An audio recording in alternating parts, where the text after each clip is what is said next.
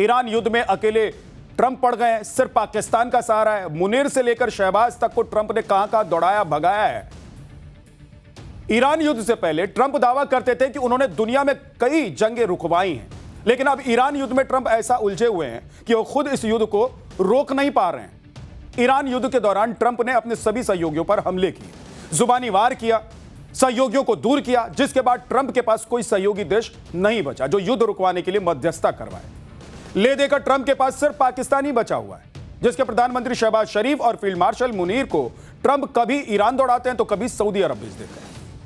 यानी कि ईरान युद्ध में ट्रंप अकेले पड़ चुके हैं। कोई भी बड़ा देश खुलकर ट्रंप का साथ नहीं दे रहा है, बल्कि अब तो ट्रंप को यूरोप के देश गैंगस्टर और करप्ट तक बोलने लग गए। ईरान के साथ बातचीत के लिए ट्रंप पाकिस्तान का इस्तेमाल तो कर रहे हैं, लेकिन साथ ही साथ ईरान पर नए हमले की तैयारी भी कर रहे हैं। उधर ईरान भी ट्रंप के मंसूबों को समझ रहा है, इसलिए फिलहाल स्थिति यह हो गई है कि ट्रंप को और हमले की हरी झंडी मिल गई है।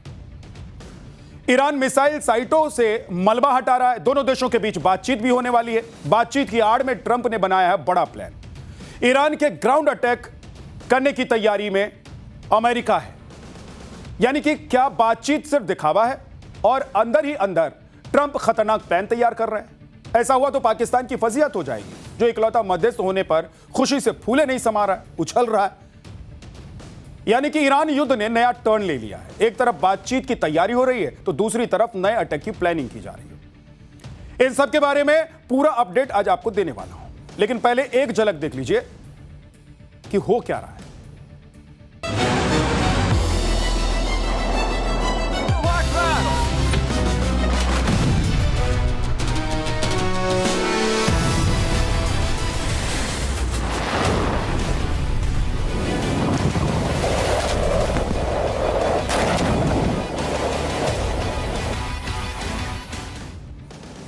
ईरान युद्ध में ट्रंप क्या प्लान कर रहे हैं वो आपको बताऊंगा, लेकिन पहले एक बड़ा अपडेट आपको बता देते हैं।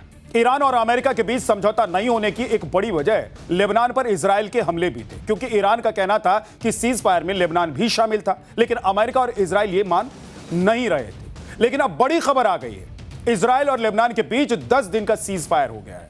ट्रंप ने लेबनान इजराइल के बीच सीज फायर की जानकारी दी है।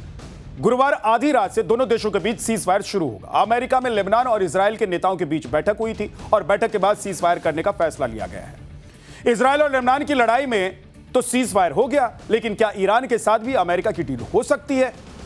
क्योंकि ईरान युद्ध में ट्रंप बौखलाए हुए हैं। वो सोचते कुछ है, कहते कुछ है और करते कुछ है। ईरान के साथ नेगोशिएशन पर ट्रंप जितना जोर दे रहे हैं उसके पीछे कुछ और ही प्लानिंग हो सकती है। क्यों, आपको दिखाता हूं। अमेरिकी सीनेट में ट्रंप को ईरान पर और हमले करने से रोकने के लिए प्रस्ताव लाया गया था और इस प्रस्ताव को अमेरिकी सीनेट ने खारिज कर दिया। यानी कि ट्रंप ईरान पर और हमले कर सकते हैं। एक तरह से ट्रंप को अमेरिकी सीनेट से ग्रीन सिग्नल मिल गया कि वो ईरान पर और भी हमले कर सकते हैं। ईरान के साथ बातचीत और नेगोशिएशन की आड़ में ट्रंप क्या खेला कर सकते हैं वो भी आज आपको बताता हूं। एक तरफ ट्रंप को सीनेट से हरी झंडी मिल गई है, जिसमें ट्रंप को और हमले करने से रोकने वाला प्रस्ताव खारिज हो गया है, और दूसरी तरफ ट्रंप ईरान के साथ बातचीत पर भी लगातार जोर दे रहे हैं। अब देखिए कि ट्रंप ने कल कहा था कि युद्ध बहुत जल्दी खत्म हो सकता है, ईरान के साथ अगले 2 दिन में बातचीत हो सकती है, लेकिन ट्रंप ने खाड़ी देशों में मिलिट्री बिल्डअप बढ़ा दिया है। स्ट्रेट ऑफ हॉर्मुज पर अमेरिकी नेवी ने ब्लॉकेट लगा दिया है। यानी कि ट्रंप डबल गेम खेल रहे हैं, ईरान को बातचीत के लिए तैयार करवा रहे हैं और दूसरी तरफ खाड़ी देशों में अमेरिकी सेना बढ़ा रहे हैं। हॉर्मुज में अमेरिकी नेवी के युद्धपोत और स्ट्राइक ग्रुप तैनात कर दिए गए हैं अमेरिका की तरफ से।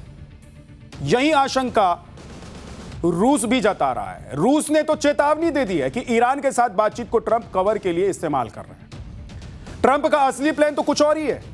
रूस के सिक्योरिटी काउंसिल ने कहा है कि अमेरिका ईरान के खिलाफ ग्राउंड मिलिट्री ऑपरेशन कर सकता है और तेहरान के साथ बातचीत हमले की तैयारियों के लिए कवर अप है।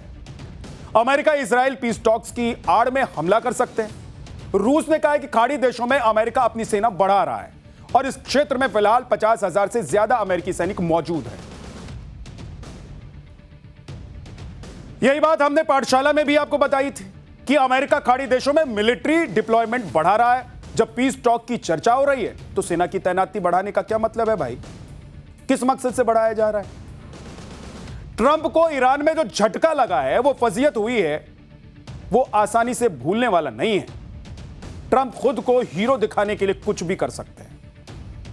आज ही अमेरिकी रक्षा मंत्री पीट हेगसेथ और यूएस के जो एयरफोर्स के जनरल हैं केन ने अमेरिका की आगे की प्लानिंग बताई है और इसके मुताबिक ईरान अगर सही फैसला नहीं करता है तो हॉर्मुज में नाकाबंदी जारी रहेगी और ईरान के पावर, एनर्जी और बुनियादी इंफ्रास्ट्रक्चर पर बम से हमला किया जाएगा। अमेरिका की जॉइंट फोर्स पूरी तरह से तैयार है और किसी भी पल बड़े कॉम्बैट ऑपरेशन को शुरू करने की तैयारी में, यानी कि ट्रंप दोनों तरह से तैयारी कर रहे हैं। ईरान पर दबाव बनाने के लिए ऑपरेशन इकोनॉमिक फ्यूरी भी शुरू किया जा रहा है, जिससे ईरान को आर्थिक तौर पर तबाह किया जाए और फिर उससे डील की जाए।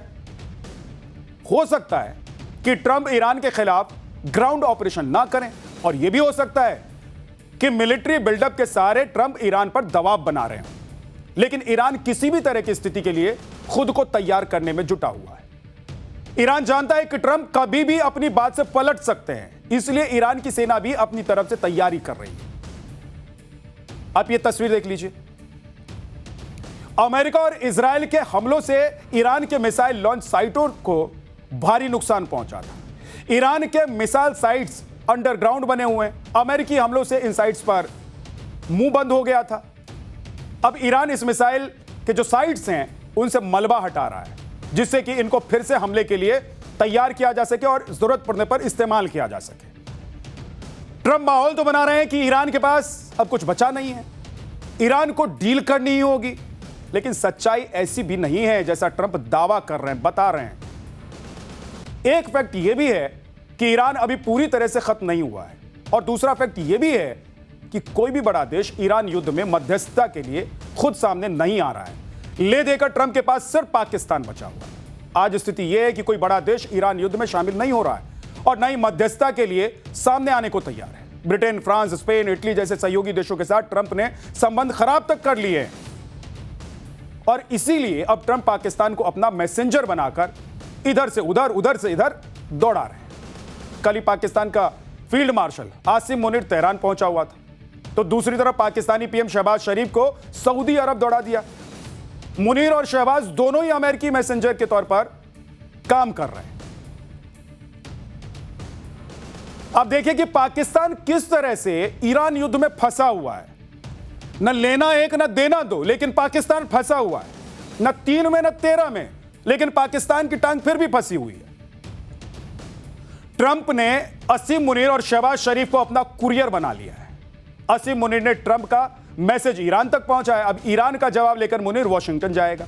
शहबाज शरीफ भी ट्रंप का मैसेज मुस्लिम देशों तक पहुंचा रहे हैं और शहबाज शरीफ कल सऊदी अरब के दौरे पर गए हुए थे, आपको पता ही, हमने बताया था। इसके बाद शहबाज शरीफ कतर और तुर्की भी जाएंगे। पाकिस्तान यह दिखा रहा है कि वो अमेरिका और ईरान की जंग रुकवाने में मदद कर रहा है, जबकि सच्चाई भाई साहब यह है कि पाकिस्तान वही कर रहा है जो ट्रंप उसे करवा रहे हैं। बोल रहे इधर दौड़ो तो इधर, उधर भागो तो उधर।